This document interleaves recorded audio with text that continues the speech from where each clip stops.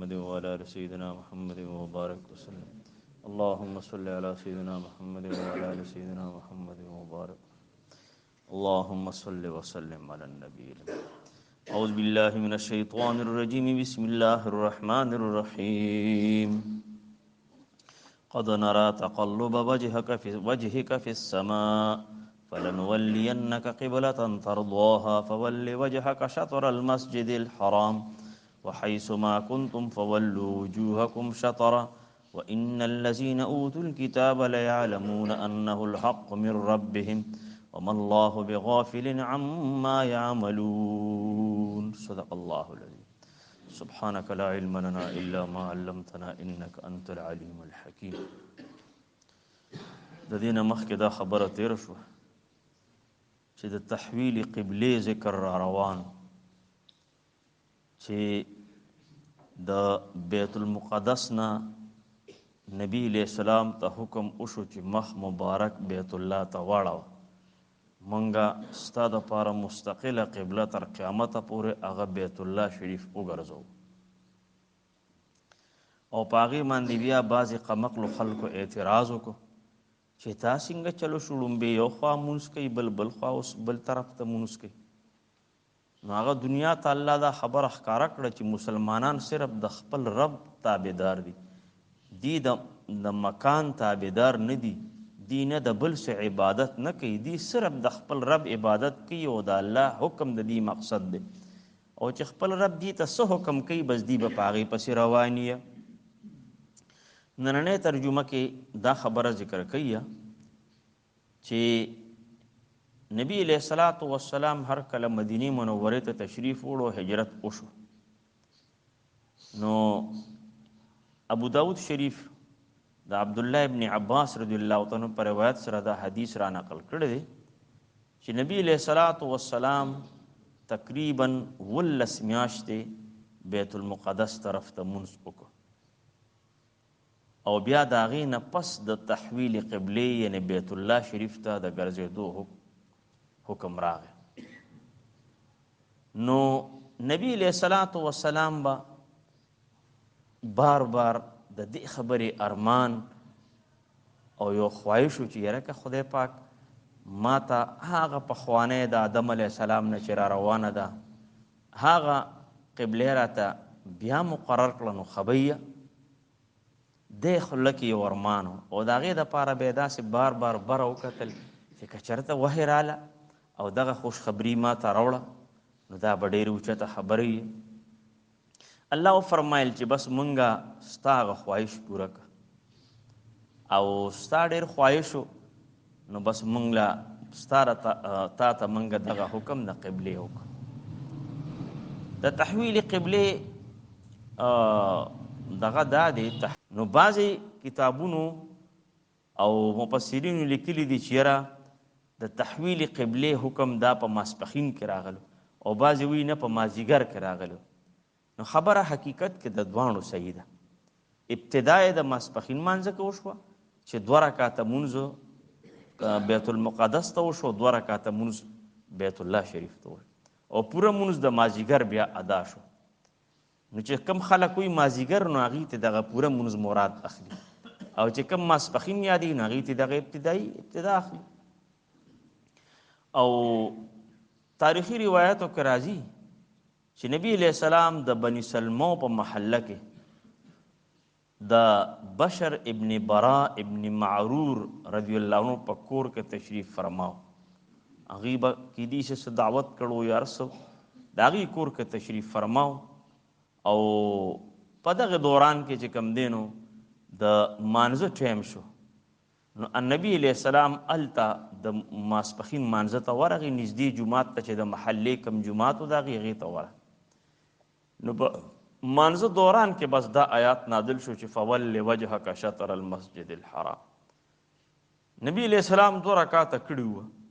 او فوراً یې چې کوم دی د بیت المقدس شریف نه مخ بیت الله شریف ته واړوه. نو چې کومو کسانو ورته چې کوم دی مخ ورسره واړو نو بس هغه هم ډېر زیات خوش قسمت و، د هغې هم ډېر زیات چې چا وانړو هغې باندې ملامتیا نشته، ځکه چې هغې چې یاره دا څه چلو شو هغې داسې ګډوډ غونته شو او چې چا مخ واړو هغې وي بس زمونږ وی نبی علیہ الصلوۃ والسلام پسې بس زمونږ اقتدا ده خو بس خو چې هغې مبارک څه کوي بس هغه به موږ هم کوو هغې ورسره مخ واړو نو د هغې بیا ډېر زیات فضیلت ذکر شو داسې چې دلته څنګه خلک خبر شو نو هغې په منډه لاړه او داسې نږدې نږدې جوماتونو ته اوازونه شروع کړو چې خلکو مخ بیت الله شریف ته واړوئ حکم د قبلې راغی نو هغې کې هم بعضې خلکو مخ واړو د هندوانو یو مشهور لیډر دی اوس هغه ټایم کې ډېر مشهور و ډېر کتابونه هم لیکلي د هغه نوم دیانند سرسوتی و هغه یو اعتراض کړه چې د مسلمانان خانه کعبې ته سجده کوي او موږ بوتانو ته څنګه دا خبره تاسو ته ما عرض کړې خو دې موقع مناسبت سره بیا موږ بوتانو ته سجده کوو نو دا خو یو شان دي بس هغې هم لګیا دي د ګټو لوټو ته سجده کوي او موږ هم لګیا یو نو د هغې مسکت جواب چې کوم دی چې بلکل د هغه خوله یې بنده کړه نو هغه مولانا محمد قاسم نانوتوي رحمت الله علیه ورته جواب ورکړ زمونږ مشرانو علماو به جګړې نه کولې هغې به دلایلو سره خبره کوله اوس کار بل شان دی اوس جګړې خلک کوي نه هغې به په دلایلو سره خبره کوله په دلیل سره بیا سړی پویه که نو هغې وله جواب ورکړه چې نه داسې خبره نه ده تاسو د خانه کعبې تاسو د بوتانو عبادت کوئ او موږ د خانه کعبې عبادت نه کوو موږ د دغې طرف ته خپل مخ کوو په عبادت کې او د لفظ د بیت الله نه په خپله دا خبره واضحه شوه چې بیت الله وی د الله کور د الله کور نو موږ د الله کور طرف ته چې کوم دی توجه کوو د هغه کور سره هم غرض نشته وی د دې خبرې ته فکر وکړئ ډېر ناشنا جواب یې ورکړی وی انسان چې یو چا کره ځي د چا ځای ته ځي نو دې څه وایي چې زه ځم هلته یو کوټه د هغې کوټې له ځم هلته یو حجره د هغې حجرې ته ځم هلته دیوالونه دي ډېر ښکلی چت دی هغې ته ځم دغه خو څوک نه وي بلکې دې مکان کې چې څوک اوسي نو د ده مقصد هغه وي چې زه هغې مکین له ځم مکان له نه ځم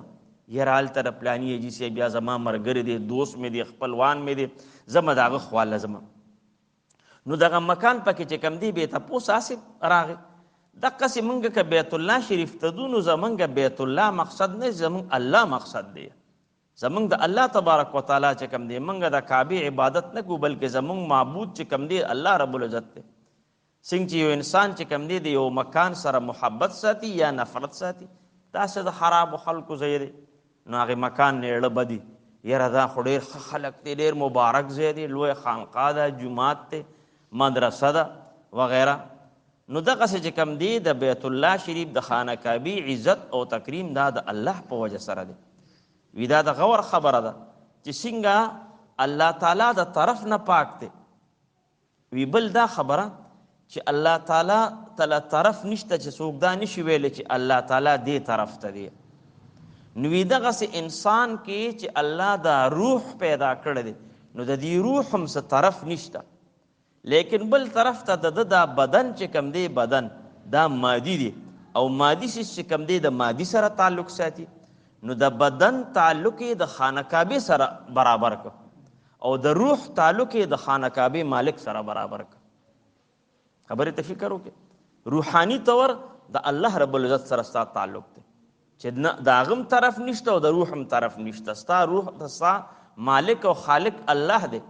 روحانی طور ستا سلسله هغه سره ولګېده او جسمانی طور چونکې ستا جسم چې کم دی مکان غواړي نو د هغې دپاره ستا د ذهني سکون دپاره چې کم دی مکان هم دله مقرر کړه چې دې طرف ته مونځ کوه دې طرف ته مونځ کوه نو دې سره چې هر کله انسان کې یو استقرار پیدا شي یو قرار پکې چې کم دی نو پیدا شي جسمانی تعلق د خانه کعبې سره روحانی تعلق د خانه کعبې د مالک سره هغه چې کم دی او بل طرف ته چې کم دی د بوت چې دی نو بوت خو هغه نه که دی بوت اخوا که نو هغه به بل بوت راوالي ځان ته به یې کېدي مولانا صاحب ورته ووي چې که تاسو نه بوت چا اخوا که نو تاسو به بل بوت راوالي ښه که تاسو بل ځای کې عبادت کوئ نو هم بوت چې کم دی نو د ځان سره دغه کوي د دا شیعګان چې کوم دي نو دی ځان سره داسې یو موسی غونته ساتي نو هغې باندې سجده لګوي، هغې دا وي دا د کربلا خاوره ده، هغې باندې سجده لګوي. نه دا بعضې داسې روانکاري غونته هلکانو بعضې خو نو هغې به چې چېرته شیعه ولیده نو هغه موسی به چې کوم دی نو بس هغې له به علته ورکړه، هغه ځای ته به ورسره هغه به ورته وویشته. نو بیا به هغه شیعګانو هلته حرمینو کې بیا به هغه شیعګانو سجده څنګه اوچته کړه، نه موسی بیا راواغېسته جیب کې به یې کېښوده، نو چې بیا به یې سجده لګوله جیب نه بیا راواغېسته مخې ته به نو هلته خو ډېر داسې نه کېږي ځکه چې هلته پې پابندي ده، خو بعضې وخت کې کوي. نو به هر حال چې کوم دی نو دقسې چې کوم دی بوتان خو هغې خو د بوت عبادت کوي هر ځای کې چې زمونږ دپاره ښه د هغې نه علاوه چې کوم دی د عام ښه بس زه بهرحال نور وضاحت ورپسې دی بل ټکي کې را روان دی. خو دغه د خانه کعبې د تحویل د قبلې هغه مختصر وضاحت. قد نره په تحقیق سره مونږ وینو تقلبا بار بار اوچتول وجه که د مخ مبارک ستا فی السماء آسمان طرف ته. رسول الله مبارک به بار بار کتل که چېرته خدای پاک جبریل علیه السلام راوسته او دا حکم یې د قبلې د تحویل لوړو نو دا به غټ کار وشي. فلنولینک نو دې ځای کې اوس گویا کې وعده د تحویل د قبلې ده. فلنولینک مونږ به یقینا ضرور وګرځو تا لره قبلة هغې قبلې طرف ته ترضواها چې ته خوشحالېږي په هغې باندې، چې په کومه باندې ته خوشحالېږي په هغې باندې به چې کوم دی نو هغه طرف ته به دې وګرځو. اسې قرآن پاک کې الله پاک فرمایي که نه ولسوف یعطیک ربک فترضه. دې ښه آیات ته فکر وکړئ. الله فرمایي چې ډېر زر دی چې ستا رب تاله دومره څه درکړي چې ته به پرې خوشحاله شي. ستا رب به تاله دومره څه درکړي چې ته به پرې خوشحاله شي. نبی علیہ السلام فرمایي چې زه به صرف په دې یو ټکي باندې خوشحالېږم چې زما آخري امتي به جنت ته لاړ شي، چې زما آخري امتي به جنت ته لاړ شي. نو الله دې زمونږ د ایمانونو حفاظت وکړي. ځکه که خدای مکه او بیا مکه یو انسان نه ایمان پاتې شو نه خو که د ټولو دنیا پیغمبران راجمع شي نو هم یې خدای پاک سفارش نه مني. ځکه چې د ابراهیم علیه السلام د پلار په حق کې الله فرمایي ما ته به ګورې خبره نه کې. د نبی علیه السلام تر صاحب ابو طالب صاحب چې څومره خدمت یې د نبی علیه السلام کړی دی او څونه محبت یې د نبی علیه السلام سره او څونه ننګ یې پرې کړی دی. نبی علیه السلام ته وی ورواره وی زه لا جمدې ما خو وی که زه مړی مم که نه نو وی چې څو پورې په قبر کې دفن شوي نه نو هم به ستا خواله څوک نشي راتلی، هم ستا خواله دونه ننګ یې پرې کړو. او ورته وی ښه راته پته ده چې ته حق او سچ پیغمبر یې. خو هلته هغه ظالمان ورسره ناست وو، ابو جهل او عتبه او شیبه دا خو د علاقې لوی بدماشان او زورور خلک او د نبي علیه السلام خاندان خو هم ښه نامي ګرامي خاندان و که نه، لوی لوی سرداران خو دا مو که نه. نو هغوی ورته وی خیال کوه وروستو به خلک وی چې د جهنم نه ویرېده،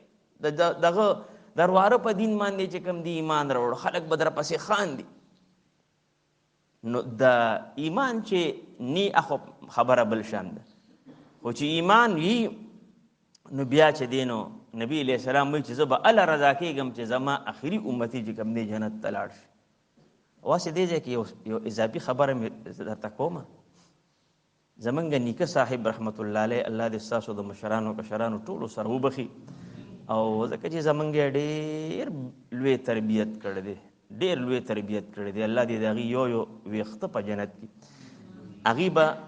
هر چاته وی دی نوم سره محمد ږدی، هر قسم نوم چې وي تاسو ږدی، هر قسم نوم مو خوښي، خو محمد ورسره خامخا ږدی. وی دې کې یو کمال دی. وی څنګه به خدای پاک د طرف اعلان وشي چې دا محمد اسماعیل یا محمد خالد یا محمد ماجد یا محمد ساجد وغیرہ محمد طارق محمد پلانی یاره دا جهنم ته وغورځوی دی چې کوم دی سزا یافته شو دی جهنم ته وغورځوی. وی داسې به چرې مونږ شي. وی الله پاک به دغې د محبوب علیه السلام د دې نوم د خاطره دغه انسان ته به هیلې والې وانې بانې پیدا کوي هله به یې دغه کې چې بس هغه د جنت مستحق شي او د دوزخ نه بچ شي. وی دې کې لوی کمال دی. وی تاسو اسلامي نومونه ږدئ، په زنانو باندې وي تاسو د رسول الله مبارک د بیبیانو د هغې د بچو د صحابیاتو نمونه ږدي، نو د هغې نومونه هم الله سره ډېر لوی قدر دی، د هغې نومونه هم الله سره ډېر لوی احترام دی. داسې به چرې مو نشي چې هغه وایي چې دا عایشه چې کوم دی، دا خدیجه چې کوم دی، دا ګناهګاره ده، دا دوزخ ته وغورځوي. ځکه رسول الله مبارک سره نسبت لګېدلی دی د دغې نومونو، نو خدای پاک به وي هغې له چې کوم دی هم بهانې ګوري. لیکن اوس افسوس خبره دا ده چې خلک اسلامي نومونه نه خوښوي. خلک تاسو وګورئ د اوسني هلکانو ماشومانو جنکو ته وګورئ، هلکانو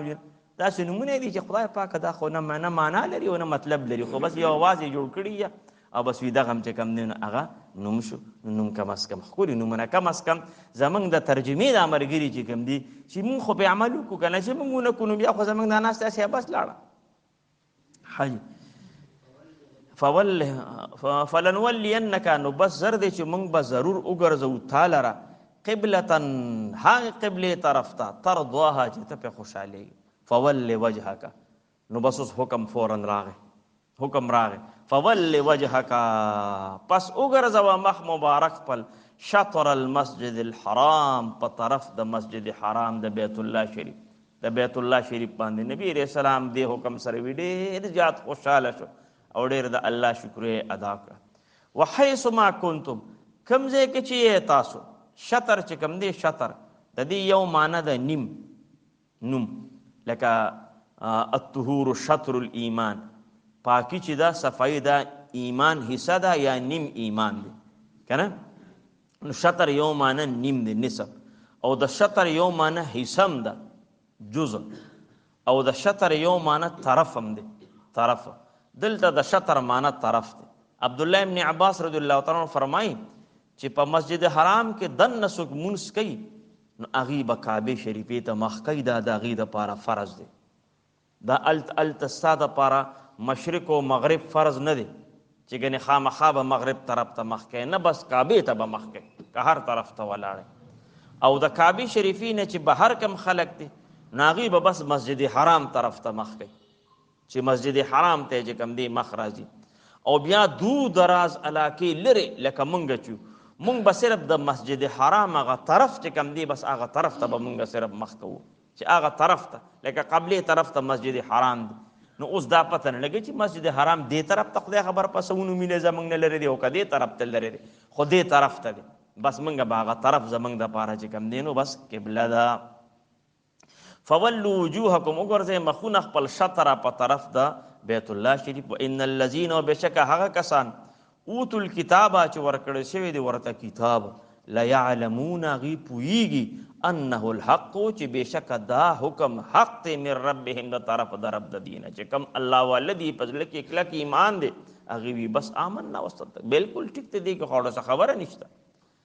د ابوبکر صدیق صاحب ته را صدیق ولې وایي خو په دوو موقعو کې دی بغیر چون چې را او شک و شبهې چې کم دی